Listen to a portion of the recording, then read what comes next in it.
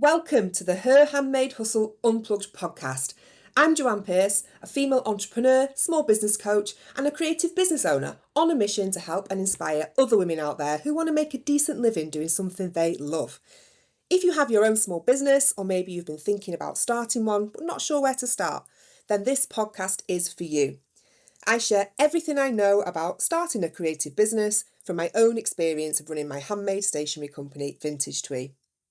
It's as honest and as down to earth as me, and it's an eclectic mix of sound business advice, northern humour, and real life, because it's not easy, is it? This podcast celebrates the selflessness, the strength, and resilience of women, because we possess a superpower so great that we can handle whatever life throws at us and come out the other side. We are survivors, we are warriors, and we are as determined as hell to succeed.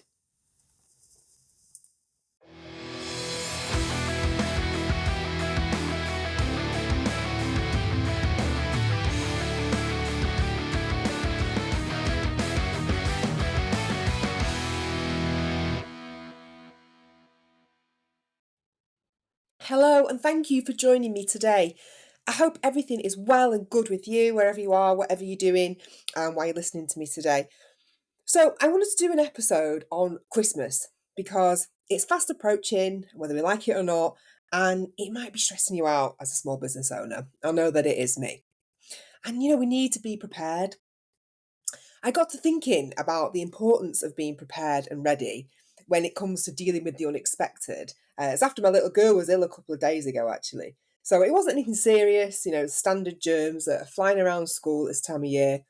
In fact, she told me last week, actually, that a girl in her class had literally coughed in her face. So it was obviously inevitable, she was going to get poorly.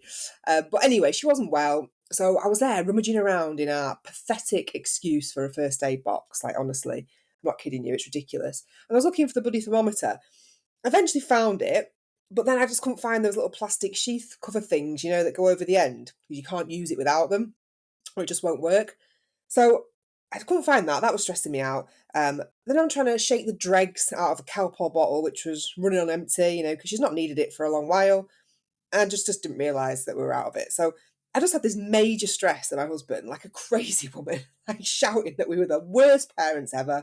It was so unprepared for any kind of medical emergency. Not that it was, but it could have been. That was my point.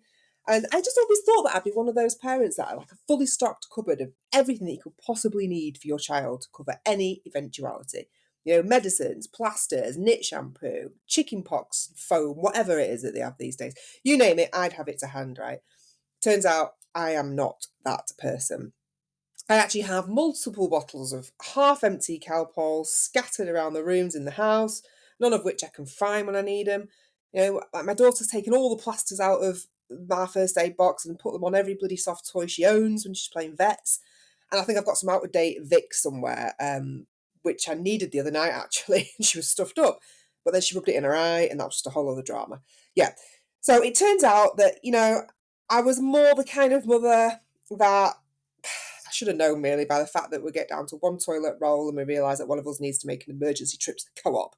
And God forbid if there was ever a nuclear war, honestly, I'd be hot-footing it to my dad's, who's got a whole bunker of supplies in his back bedroom. I'm not kidding you, right? We counted 94 toilet rolls the other day, all stacked up in there.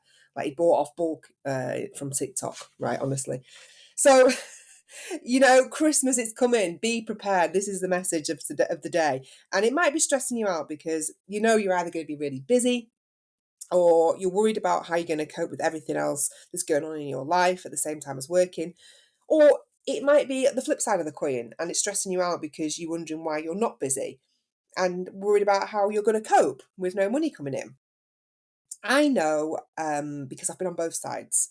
I've been in both boats and you just can't win. So I can help on this podcast episode no matter which one applies to you. And I want to talk about that today. Managing your expectations at this time of year and not beating yourself up about it if Christmas just isn't a busy time for you. We can't be busy all the time. I think it's really important to remember that. We are not funeral directors. There's not this constant need where your service is in demand all the time. But it's not essential, is what I'm saying. So whatever you do, and whatever you specialise in, it will fulfil a purpose of some kind, but it's not going to form like a critical part of existence, is it? People don't depend on it. So naturally, you're going to have these peaks and troughs in your sales because it's not needed all the time. But there will be patterns that you'll notice in your sales once you've been going maybe for a year or two, and you'll get to know when your peaks and troughs are, when you're busy and when you're not. And you can either enjoy the troughs if you don't want to be busy all the time, because there's nothing wrong with that, or you can try and find a way to keep your sales more consistent during these quiet times. It totally depends on what you want from your business. I read something the other day and it really stuck in my mind, and I wanted to tell you about it on this episode. And it was on social media and it just said something like, sell to seasons, not to people. And I thought that that was quite a good mantra for anyone with a creative, like product based business. Because we're not talking trends here, okay?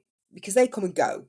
And honestly, they can sometimes be a bit of a waste of time. You can spend weeks developing a new product that just isn't fashionable a few months later. We're talking seasons here. We're talking seasons that don't change, winter, spring, summer, autumn, and all the occasions that fall within those seasons.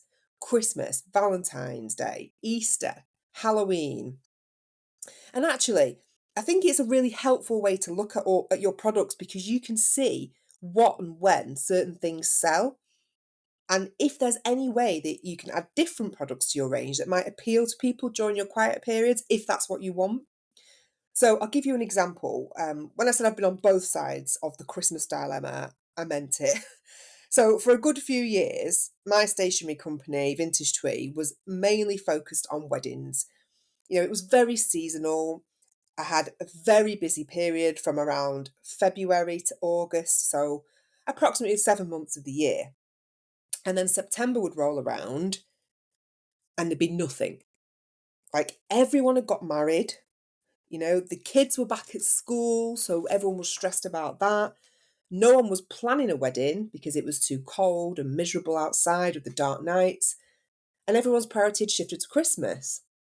So I'd be sat there for like 4 months of the year, just watching all these other creative small business owners showing me on Instagram how busy they were, with their smug photos of them stood next to a pile of orders ready to go to the post office, the ones I mean. Or their endless posts, about their order books just being full until the end of the year and they couldn't possibly take on any more work.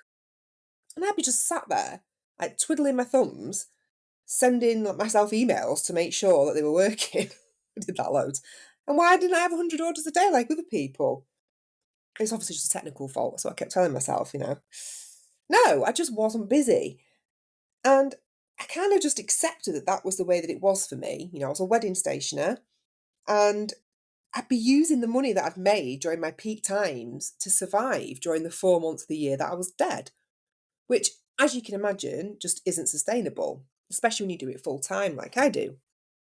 So I kind of lived like this for about 4 years with Vintage Twee before my mum, she came to me and she said, Joanne, can you create something for Christmas maybe that will just help tick you over while you're quiet?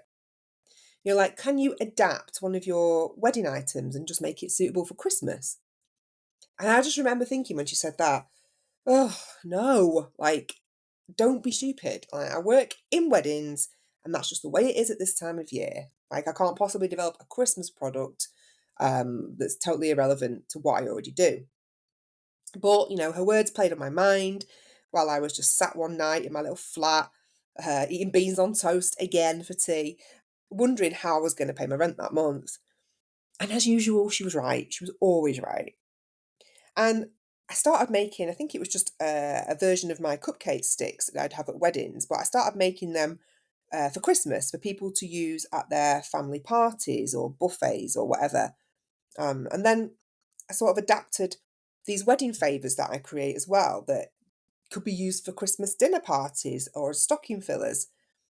And then the next year, I started working on some magical things for kids. Like, I really got into the swing of it then. I was thinking like Christmas Eve kits, letters to and from Santa, etc. And I just sort of added to it year on year. And it worked. And I went from selling nothing in the run up to Christmas to being one of those annoying people taking selfies of themselves, stood next to their sack of orders, going to the post office.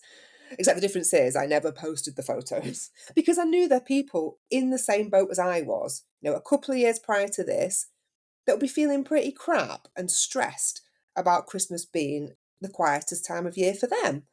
And just wondering how they were going to pay their rent or mortgage too. Like, I know how that felt. And to this day, I still don't do that. I don't believe that it's productive or helpful. If you're busy, you're busy, great. Just don't brag about it. So if that's you right now, you're sat here dreading Christmas because you feel like you're the only one in the creative world that isn't selling anything, at the so-called busiest time of the year, then please don't worry. Like, you aren't alone. Maybe Christmas isn't for you and your products, and that's okay. But maybe if you look at it a little different, it could be like it was for me. Like, do you have an existing product that you can adapt or tweak just to give it a festive twist or purpose? I mean, it doesn't have to, you don't have to go full on Santa's workshop. You don't have to have everything red and white. You don't need to start making Santa sacks and reindeer food and all that crap. You can still stay true to you and your work and just adapt some of your existing products to fit with the season. So let's say, for example, you make candles. Can you create a range that has a scent associated with Christmas? Like cinnamon, gingerbread, or an autumn themed candle, pumpkin spiced. I don't know, because now I'm just hungry, but you get what I mean, right? If maybe you knit or you crochet, can you make beautiful stockings or an advent calendar that can be kept and reused for years to come? If you make ceramics or pottery, can you maybe create like an autumn or winter range of things like soup bowls or mugs for hot chocolate and mulled wine? Like, you get where I'm going, okay? But I'm sure if you sat down with a notepad and wrote down your existing products, you could come up with at least probably 2 to 3 seasonal variations or new products even. And these 2 or 3 products will be the start of your seasonal range. And this is how it grows. So it's not by jumping on what everyone else is doing. No, it's really not. It's about keeping it relevant to your business and what you do best. And that's the only way you're going to come up with a seasonal range that is going to stand the test of time. So if you're not mad busy at Christmas time, you can either choose to enjoy the peace, depending on how desperate you are for cash, or you could try and introduce a couple of festive variations to your existing range, which is exactly what I did. Now, I said I've been on both sides of the Christmas dilemma, didn't I? And I really have. So, a couple of years ago, it was absolutely madness. I was drowning in these Santa letters that I'd introduced to my range. I was only expecting to maybe get a few orders for them for the first year and watch it gradually build up, which it generally does. First year, you don't normally get that many, and then the next year, it snowballs. It's been on the internet longer, it's been circulating, people have seen it, and you'll start seeing it grow. Anyway, I happened to post something in a social media group, it's like a local mums group or something on Facebook, and they just blew up. Like, I'd actually only bought enough stuff to make about 20 of them. Right, so it turns out I needed to have bought enough stuff to make another 980 of the bloody things. Like, I sold over 1,000 of them in the space of 2 months. And that was phenomenal for me. Like, that had never happened. And that had been, what, 10 years in business? Um, and I think that year I was actually working up until Christmas Eve. I remember it was day and night. I had a 3-year-old at the time who was only in nursery twice a week. She was awake pretty much all night too, still is. I was absolutely knackered. And I had absolutely no system. Like, I was ordering all my supplies as and when I needed them off Amazon because it was next day delivery and it was quick and I needed them there and then. And I didn't want to order in bulk off anywhere because I just didn't know when the orders would stop coming in. And it turns out on this occasion, they didn't stop coming in right up until Christmas Eve. So I did spend a lot more than I needed to on materials, and I did make a lot less profit than I wanted to. But at least I had a measure now to prepare for the next year, which could be totally different. It wasn't massively different, but it wasn't as busy. But I knew I had an idea of what I needed to order in. And sometimes you just have to try it and just see how it goes. So, what did I learn from that whole crazy time that's going to help you? If you're sat there worried about how much do you order in to do your Christmas orders, what do you invest in? Do you take the chance? Do you not? Well, I learned that the best thing, regardless, is just to get prepped. So do a bit of groundwork, see if you think something is going to sell. If you've got a good feeling, sometimes gut feeling is enough. If not, ask around on Facebook, ask around to friends and family, see what they like, what they think is good out of your range, what you've designed, and get the stuff ready to make it. Like I say, if you're not sure, maybe you haven't made it before, so you don't know how it's going to do. In this case, I would probably just buy enough materials to maybe make, say, 20 or so, depending on what it is that you do. Not too much that it will be a waste of money if they don't sell. And then I would just try and drum up some interest before you actually launch the product. So maybe put some information about them or photos on social media or your website and ask people their thoughts. Like, it builds the excitement and it plants the seed in people's minds of your stuff and what's going to be available for them. Like, they may not buy it there and then, but the seed is planted and they're thinking, oh yeah, I might come back to that in a couple of weeks' time. So get it online, get it out there, even if it's not live on your website yet. If you do know that you're going to be busy, just get as much as you can prepped. Like, I'm talking everything. I'm talking cut your bubble wrap up, your tissue paper, you build your postage boxes. That always helps me massively when I can just grab one off the shelf, because making bloody postage boxes up when you're stressed and you're busy. God, I've had endless paper cuts, really stresses me out. So I have all my boxes ready to go on the shelf now. Get your ribbon and your sellotape ready. When my mum was alive and she used to work for me, she used to be my chief packer. So she would package all my orders for me. And she had a box, like a little plastic storage box that she kept all her supplies in, like her scissors, a ribbon, a sellotape, a little box of my business cards, labels. It was like her pride and joy. She'd carry it around with her. Like, she's coming to my house to do the packing, she'd bring her little box with her. And it was always full. Like, she never ran out of anything. Because I think she just enjoyed buying the little bits to stock it up. It was like her job, her role. And, I've still got the box and I still use it as my packaging supply box, but it's just always low on everything because I just forget to restock it, a bit like toilet rolls. So I'll just end up scrabbling around for like the dregs of sellotape in another box where I keep like all my birthday supplies, spare cards in case I've forgotten someone's birthday, gift bags I was given, can re-gift them, you know what I mean? We've all got one, haven't we? And if you know it's going to be busy, like, get some help in. Like, I am all for doing everything on my own. Like, I'm terrible for admitting when I need help. And I really only, if I'm honest, trusted my mum, because I've been let down a few times by various people that I brought in to help me. But sometimes you just have to let go of that control and just wave the white flag. Chuck some money at the problem if you can. And if you're doing all right anyway and you're busy and you can justify it financially, pay a trusted friend or a colleague to help you. Like, I think minimum wage here now in the UK for over 21s is something like £11.44, something like that. So even if you get help for like 3 hours, a morning or an afternoon, whatever, it's just over £30, which I'm sure if you're that busy, you won't miss it. But the help and everything that you get from it will be invaluable for you, for your stress levels. It's worth it. And if you've got a young person involved, maybe like college age, 16, 17, I think minimum wage is half of that, like £6.40 or something. So you can afford them for longer. And kids that age, they're just so grateful of the chance for work. Like, they want to get involved, they want to help. And it's a lovely, perfect little job for someone, isn't it? On a Saturday or whatever, after school, to come and help. Find yourself someone trusted. Just make sure that whoever you ask for help is switched on. They've got to be able to be your second pair of eyes and your second pair of hands as well. Oh, and avoid dads if you can. They often put wrong labels on the wrong orders and they require constant monitoring. Sorry, Dad, if you're listening to this. But that was a fun Christmas in the studio, wasn't it? To be fair, when I was that busy, like, my dad was amazing at doing all the post office runs for me.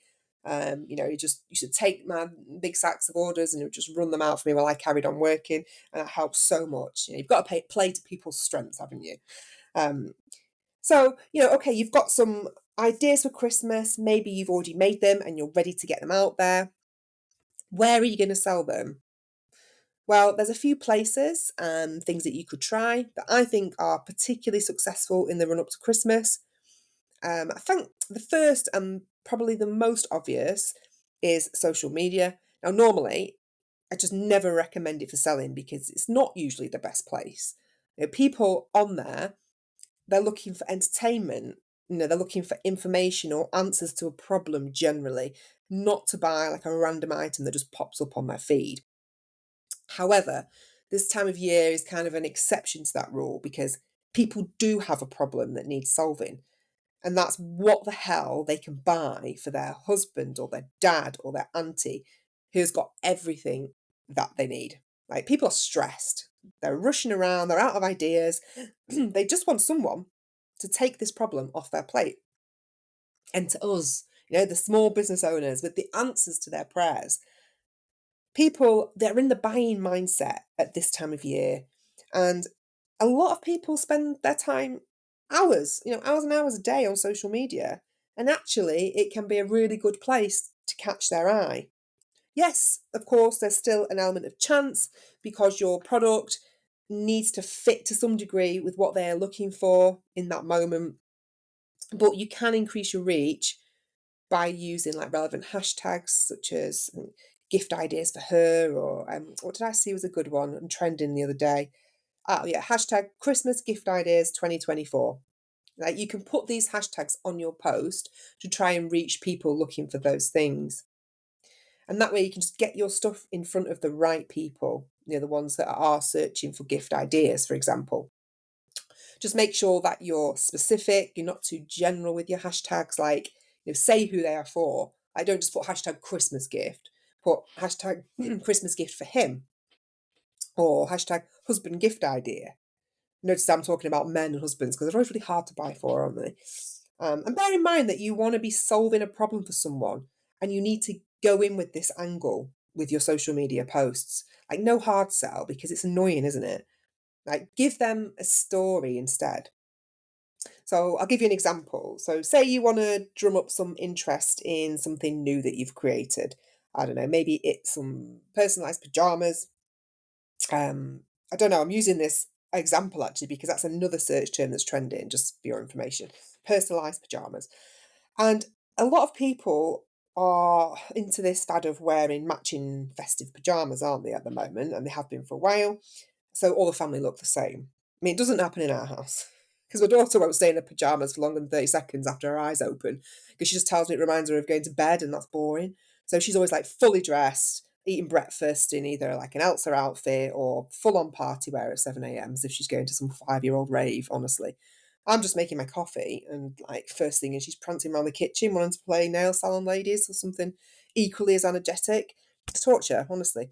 Anyway, I digress. So personalised pyjamas, right? If it were me wanting to get in them, wanting to get in them, I don't want to get in them, but if it's me wanting to get them in front of people, first of all, I would think, right, who is going to want them? Not my 60-year-old neighbour who lives alone, but she follows me on social media and just likes everything I post anyway. No, you want the families. And in particular, you want the mums. Because let's be honest, men aren't asked about personal PJs, are they? So you need to go for the jugular. You need to hit the Facebook mum groups, the school crowd, the mums in business support groups. Because the women, they hold the power on their purse strings at Christmas. And you want to appeal to them. Most likely they're sat there thinking, oh, I've got to find these personalised pyjamas again this year because so-and-so's grown out of the old ones and that one's got a hole in it and so-and-so spilled bolognese down the other one. So they're sat there looking for someone to tell them, where are the perfect family pyjamas for me? They don't want to be stressing that B&M have sold out in September already and they're just left with something they've ordered off Temu, which probably won't come until Christmas 2025. No, you need to tell them this is what you do. You can have them delivered. You can have them ready for pickup, whatever, in a week, and you'll just take care of it all. So you want to phrase your posts in a way that makes them think that you are the answer to their gift buying problems, because you are. Think about what your product is good for and tell them how it will help them. Other places that you might want to be selling your Christmas range could be fairs and markets if you do these. They're always a bit hit and miss, aren't they? But generally, they are better at this time of year because, again, people are in the buying mode. They're looking for solutions to their gift dilemmas. They actually enjoy going to these gift and craft fairs because it's kind of part of the Christmas spirit, and they make an effort to go with the intention of buying. So if you're doing fairs this year, make sure that you let people know in advance, like in plenty of time, where you're going to be and what you're going to have with you. Because again, people like to know when they turn up somewhere what to expect. I used to get it when I did Christmas fairs. I don't do them anymore. But when I did, I used to say exactly what I was taking with me. And people would come to my stall and say, "Oh, I've seen this on Facebook. I've come to buy it." So they came with that intention. And that's how you get them to part with their money. You want them to be ready and willing to buy. So post whatever it is that you're going to have with you and where you're going to be in local Facebook groups. I'm a member of one in my area. It has something like 25,000 members, right? And people mainly use it to moan about three things in particular, if I'm honest. So third place, it's dog poo. Dog owners being named and shamed with like actual CCTV evidence of their dog dumping on someone's lawn and not picking it up. Like they totally name and shame them. Second place, most popular topic on there is potholes. Notoriously bad where I live in Derbyshire. One took my tyre out a few months back. So everybody likes to complain about them. And they actually post pictures of themselves with rulers or meter sticks, measuring the depth of the hole. I kid you not. This is how they spend their time. And in first place, the thing that holds the title for the most complained about thing on the Glossop Facebook group is traffic. It's horrendous. Traffic is horrendous around here, but good God, give it a rest. But local Facebook groups, they can be really useful for drumming up some business. A lot of my existing customers now found me on the Glossop page or the pages around where I live. So I would just post with the angle of saying, there's a community event that's being held. It's very important that we support small businesses for the local economy, etc., etc. And then mention that you're going to be there, with X, Y, and Z, whatever it is you're taking. So you're not saying, "Oh, I make these, I'm selling them. Would you like to buy one? Come and find me at this fair." You're going in with an angle of it's community focused. We want to be supporting the local. We want to be pumping money into our local economy. Oh, and I'm going to be there with these. And then when you're there and you're stood in front of all your stuff, hoping for an influx of buyers, don't stress. Like, just don't stress about it. Just turn up, put your stuff out, smile, wear a Christmas jumper, you know, have like a, I don't know, bowl on your stall or something with some free chocolates that people passing can help themselves to. Like, really get in the festive spirit and just take that pressure off yourself. Because people will notice if you're relaxed and you're calm and you're inviting, and it will bring in more sales.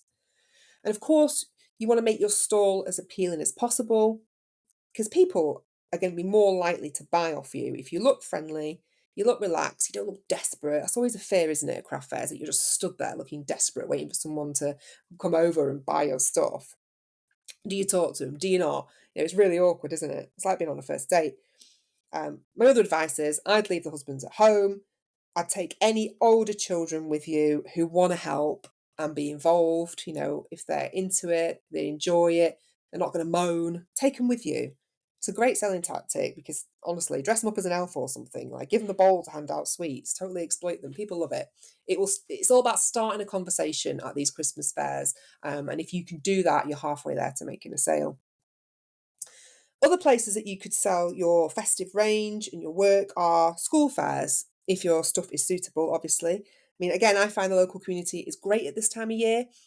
If you're on a marketplace, say like Etsy, and not on the high street, you've obviously got those online channels as well. They do particularly well at Christmas. But try local shops. Like, I put my children's Christmas Eve kits on the counter in my local post office, which was so good, actually. I didn't expect it to be at all, but I had a captive audience, like, queuing up at Christmas because actually community post offices are a really good shout. I'm not talking like the massive big ones where you haven't got a chance, but I'm talking about the ones that are inside like a village store or a shop of some kind, especially if you know the owner because you're there all the time, bringing your orders in.